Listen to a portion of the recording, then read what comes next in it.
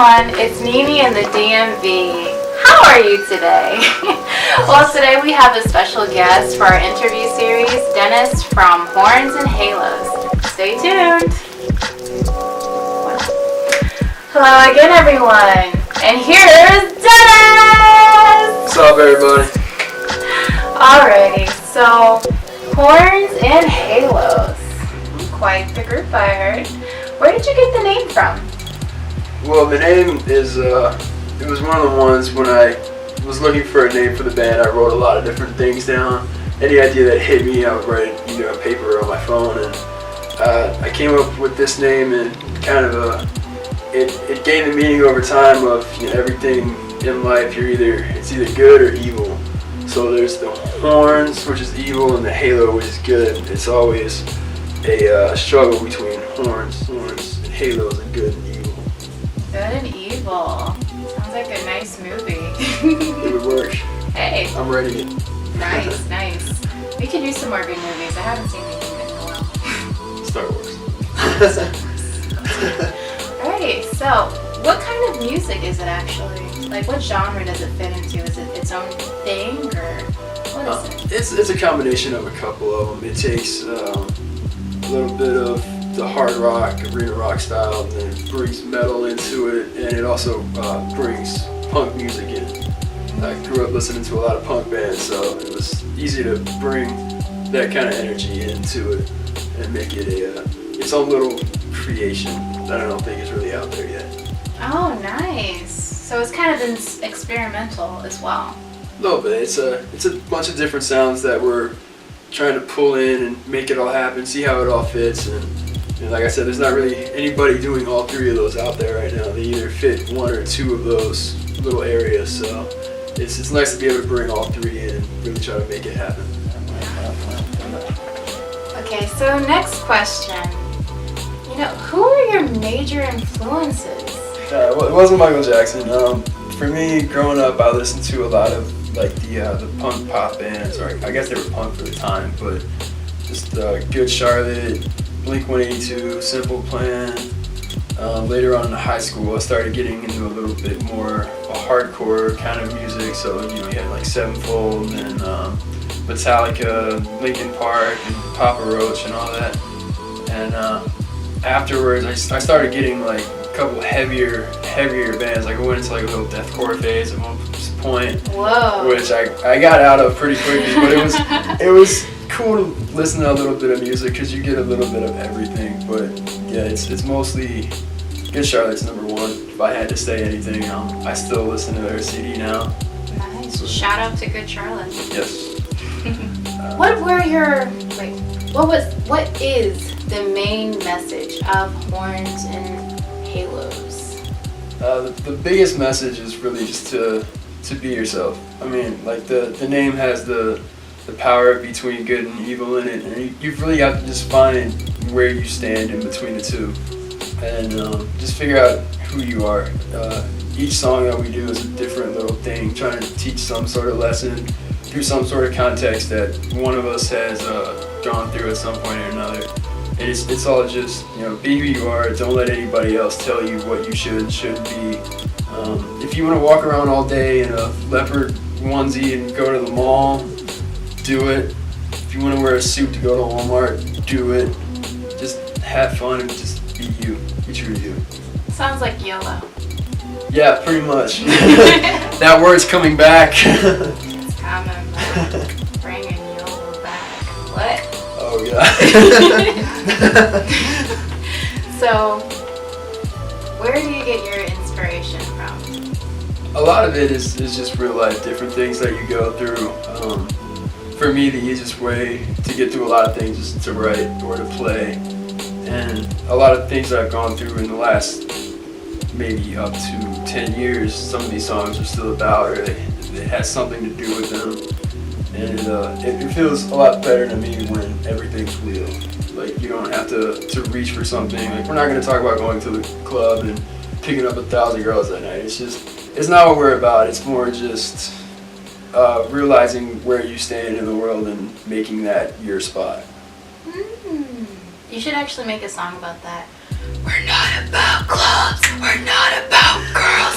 I don't know. That well, I don't want to say might... a lot about girls because I mean that's yeah, that's that might a turn big off thing. some of your followers. Yeah. That's a big thing.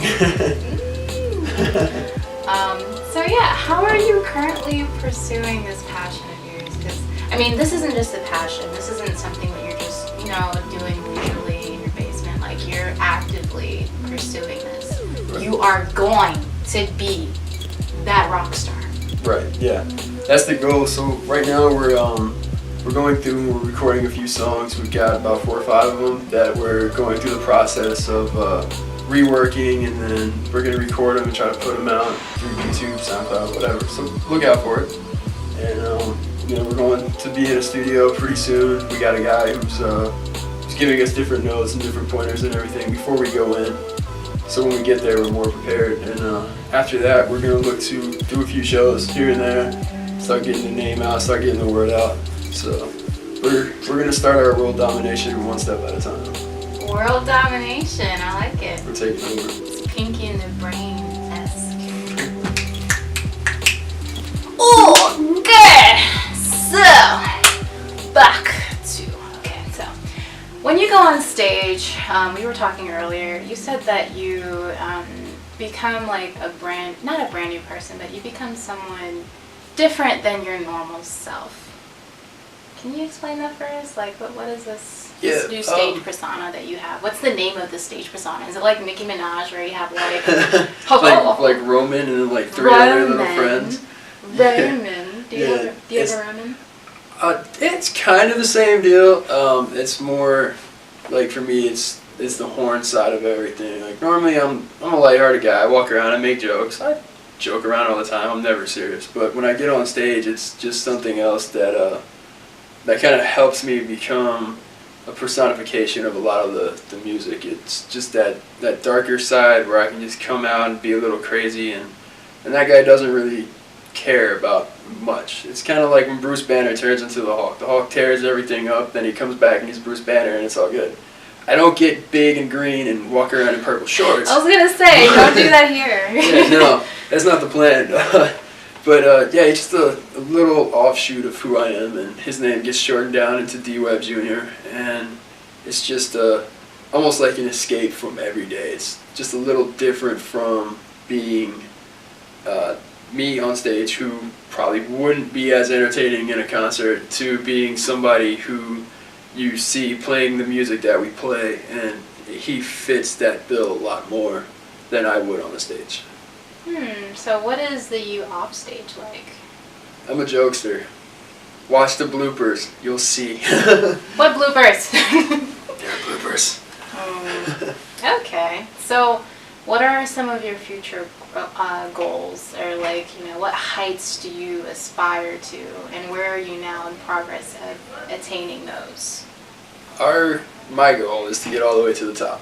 I want the top of Mount Olympus. I want the heavens. I want it all. I want to get all the way up and in there, because that's really what you should be shooting for when you're in a situation like this. Like if you just want to be a mid-card guy your entire life, great, cool. I respect that. That's what you want to do. But for me, I want to go all the way up to the top. I want to be that #1 band, so that people 30, 40 years after we've stopped making music will still be played on the radio stations, and people will still wear the t-shirts, and people will remember what Horns and Halos was. Rockstar Hall of Famer. Yeah, all the way. Put your hands in the sand, or that cement stuff. The cement, yeah, leave your handprints there and sign it. And you should be unique. I mean, you are unique, so you should probably do more than your hands. You should do like, your face or your butt. I'd probably lay half my face into the ground so that people know it's me for sure. As long as it has like, speaking of glasses, well, not speaking of glasses, but I thought of it now. So, I have nothing to say about glasses. I just wanted to mention glasses for some reason. Glasses. Hey, I don't know a lot of rock stars with glasses, so I think you should keep that though. What is like your on stage like appearance like? Are you like, you're not like Kiss, you're not like and then like all of the one of them has the kitty thing. Yeah, they have the Star Child and the demon and all that stuff. Yeah, it's not quite that. it's a little darker. It's instead of like the blue jeans and a graphic T-shirt, it's more like black and red. Everything's just kind of pushed a different way. And I do at some point want to try to work maybe some sort of face paint in it, not quite as crazy as Kiss, but just a little bit to give it a little bit more of an edge to it, a little bit more showmanship, because that's kind of like what I enjoy doing. Like, you see me like this and that's fine, but when I go on stage I want to put on a show for everybody, so I want to try to give that little bit extra every time in order for people to want to come back and see me again. Nice, nice. Okay, that sounds good. So, I think we have one more question on our roster. With thinking of the future, this goes back in why am I thinking of the word premonition? Nothing premonition, but no premonitions. Premonition of how your Like band will 180. be. Oh my gosh. But the music industry is changing a lot in terms of what the audience wants, their expectations of, what to get from entertainment, and just even the experience of music. What are some things that from here in plotting your rise to the top that you'll have to take into consideration, and how that changing landscape is with the entertainment music industry? Where is rock going? Because right now it's EDM. EDM is the thing. How do you get rock back to the top? Because this is going to be your challenge.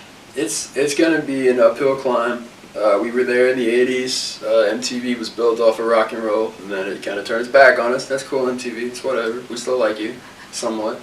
But it's going to be really just trying to figure out what people want. Because some people are out there, they want a harder, faster paced show. Some people like to run into the mosh pit and jump around and do the little hardcore dancing, which if you want to do that, that's fine. Some people just want to go and sit there. Some people like it when you scream. Some people like it when you sing. It's just really trying to find a common area, because you're not going to make everybody happy. Somebody's going to hate you. Somebody's going to be pissed off. That's fine. If you hate me, go for it. I don't know you. You don't know me. It's whatever. You can hate me all day. Hate is gonna hate. Exactly. Ball is gonna ball. That's Word. not a rock thing, but whatever. But yeah, that's pretty much the whole concept of feeling everything out. And it's going to happen show by show by show. Some of them are going to go good, some of them are going to go bad.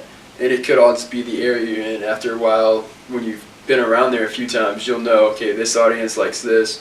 This one doesn't like this one as much, so we'll kind of tone this down, we'll bring this up, and then place of it. And that's going to be the way you bring it back. It's making its way through, people listen to Maroon 5, and that's a rock band. People love Maroon 5, not One Direction, but 5 Seconds of Summer is a rock band. Even though they're treated like One Direction, they're a punk band. So get your facts straight, people. Word. It's starting to come back in a lighter way. More of the pop punk bands are starting to make that turn into the mainstream, and that will bring more people in, and then more and more it'll just come back to where it was. Nice. Alrighty, well that wraps up our interview, ladies and gentlemen. Again, we have Dennis from Horns and Halos. So if you could just let our viewers know, what's the name of your SoundCloud and YouTube? It's going to be Horns and Halos. Alright. Horns and Halos. Horns with a Z, the letter N. We get it, you got it good. You heard it first here at Newly in the DMV. Bye! Surprise ending. And then she falls everywhere. That did not happen. Yes, it did. It happened. It got caught on camera. It's still rolling. Hey everyone, thank you for tuning in and meet me in the DMV. Hope to catch you soon.